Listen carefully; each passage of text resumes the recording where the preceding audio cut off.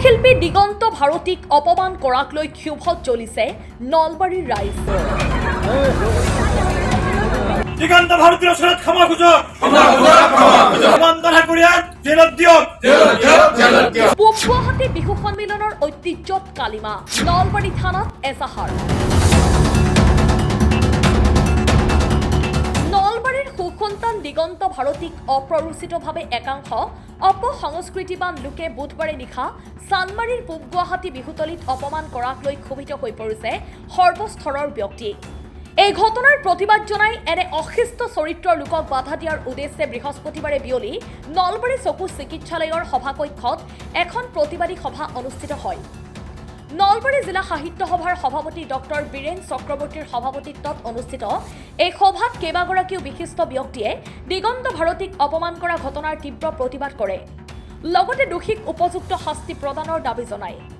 প্ৰতিবাদী সভাত বৰদৈচিলা থিয়েটাৰৰ প্ৰযোজক নজৰুল ইছলাম, কথাশিল্পী ডাক্তৰ শুভ্ৰ কিংকৰ গোস্বামী, শিল্পী পেঞ্চনাৰ অলকেশ বৰুৱা, বিশিষ্ট কবি ঔপন্যাসিক পংকজ গোবিন্দ মেধি, সদৌ অসম ছাত্ৰ সন্থাৰ উপ সভাপতি ভৱজিৎ বেজবৰুৱা, বিশিষ্ট নাট্যকাৰ ধ্ৰুৱজ্যোতি শৰ্মা, বিশিষ্ট কবি হীৰেন্দ্ৰ কুমাৰ শৰ্মা, ডক্টৰ বিনয় কুমাৰ মজুমদাৰ, অসম নাট্য সন্মিলনৰ উপ সভাপতি জয়ন্ত হাজৰিকা, সম্পাদক বুবুল নায়ক, নলবাৰী প্ৰেছ ক্লাবৰ সভাপতি জিতেন শৰ্মা, নলবাৰী আৰ্ট স্কুলৰ সম্পাদক ডক্টৰ শৈলেন্দ্ৰ প্ৰসাদ শৰ্মা, ছাত্ৰ নেতা অক্ষয় ডেকা, সাংস্কৃতিক কৰ্মী দিগন্ত মিশ্ৰ, সাহিত্য কৰ্মী গোবিন্দ কলিতা, ছাত্ৰ নেতা হেমেন কলিতা, বিশাল বিক্ৰম চৌধুৰী, যুৱ ছাত্ৰ পৰিষদৰ নেতা যোগেশ কলিতা, অসম টাইমৰ মুখ্য সম্পাদক এম মহিবুৰ ৰহমান, সাংবাদিক শশাংক শৰ্মা আদি বিভিন্নজনে কণ্ঠশিল্পী দিগন্ত ভাৰতীক অপদস্থ কৰা ঘটনাৰ নিন্দা জনায়।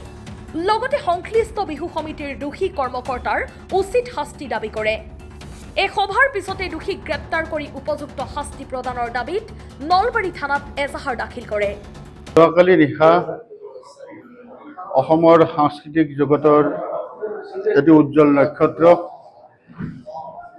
গীতিকাৰ, সুৰকাৰ, সংগীত শিল্পী আৰু যোৱা প্ৰায় 3টা দশক জুৰি অসমৰ সাংস্কৃতিক ক্ষেত্ৰখনক সন্মুখৰ পৰা আপোচবিহীন নেতৃত্ব দি অহা দিগন্ত ভাৰতী ডাঙৰীয়াক মঞ্চলৈ আমন্ত্ৰণ কৰি নি অতি অবাঞ্ছিতভাৱে অসৌজন্যসূচকভাৱে তেওঁক অপমানিত কৰাৰ এক পৰিৱেশ ৰচনা কৰা হ'ল। ইয়াৰ বাবে আৰু ইয়াৰ প্ৰতিবাদত আজি নলবাৰীৰ বিভিন্ন দল সংগঠনৰ প্ৰতিনিধিসকলে প্ৰতিবাদ সাব্যস্ত কৰিবৰ কাৰণে ইয়াত মিলিত হৈছিল। আৰু অতি দুখৰ বিষয় যে দিগন্ত ভাৰতী ডাঙৰীয়াই আচলতে তেওঁৰ কৰ্মৰ জৰিয়তে, তেওঁৰ বিচক্ষণতাৰ জৰিয়তে, সাধনাৰ জৰিয়তে আজি সাংস্কৃতিক ক্ষেত্ৰখনত এক বৃহৎ অনুষ্ঠানলৈ ৰূপান্তৰ হৈছে।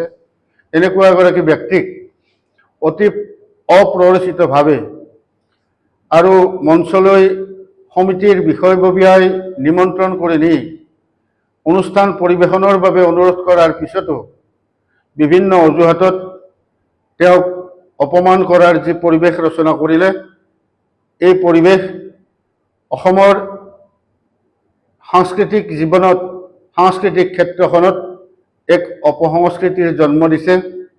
এই অসৌজন্যসূচক আৰু অপমানজনক ব্যৱস্থাক আমি প্ৰতিবাদ কৰিছোঁ সকলোৱে সন্মিলিতভাৱে, আৰু আশা কৰিছোঁ যে এই অমানৱীয় কাৰ্যত, এই দুষ্কাৰ্যত জড়িত যিসকল ব্যক্তি, সেই ব্যক্তিসকলক কঠোৰৰ পৰা কঠোৰতম শাস্তি প্ৰদান কৰিব লাগে।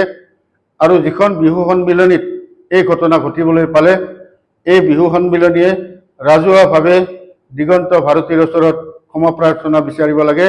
এই আজি দল সংগঠনসমূহে নলবাৰীৰ মজিয়াত সমবেত হৈ দাবী উত্থাপন কৰিছে। আজিৰ প্ৰতিবাদী সভাখনত নলবাৰীৰ সমাজ জীৱনত জড়িত থকা অগ্ৰণী ব্যক্তিসকল আৰু নলবাৰীৰ বিভিন্ন দল সংগঠনৰ প্ৰতিনিধিয়ে অংশগ্ৰহণ কৰিছিল।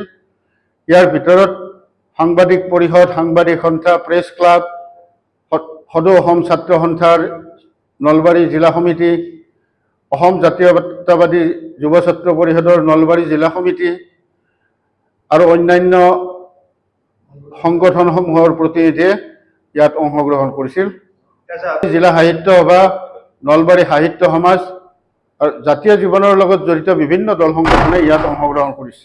অনুসৰি এই যিগৰাকী নিৰ্দিষ্ট ব্যক্তিয়ে দিগন্ত ভাৰতী ডাঙৰীয়াক মঞ্চত অপমান কৰাৰ পৰিৱেশ ৰচনা কৰিলে সেই ব্যক্তিগৰাকীৰ বিৰুদ্ধে আইনী ব্যৱস্থা গ্ৰহণ কৰিবৰ কাৰণে তেওঁৰ বিৰুদ্ধে এজাহাৰ দাখিল কৰিবৰ কাৰণে সিদ্ধান্ত লোৱা হৈছে। News desk report, Assam time. ঘৰত আনন্দ আৰু সম্পৰ্কৰ চমক বজাই ৰাখিবলৈ জৰুৰী হৈছে সকলো আনন্দময় মুহূৰ্তত মৰমৰ উপহাৰ দিয়াটো। সেইবাবে মধুশ্ৰী জুৱেলাৰ্ছে আনিছে সকলো ৰঙীন ক্ষণৰ বাবে বিশেষ গহনা। হীৰাৰে হওক, সোণৰে হওক বা ৰূপৰে হওক, শ্ৰেষ্ঠ ডিজাইনছ আৰু হলমাৰ্কযুক্ত গহনাই ৰাখে সম্পৰ্কক নিখুঁত। তেনেহ'লে আজিয়ে আনক আনন্দ মধুশ্ৰী জুৱেলাৰ্ছৰ সৈতে। যোগাযোগ কৰক 7002800341 নাইবা ভিজিট কৰক LNB ৰোড, নলবাৰী, অসম।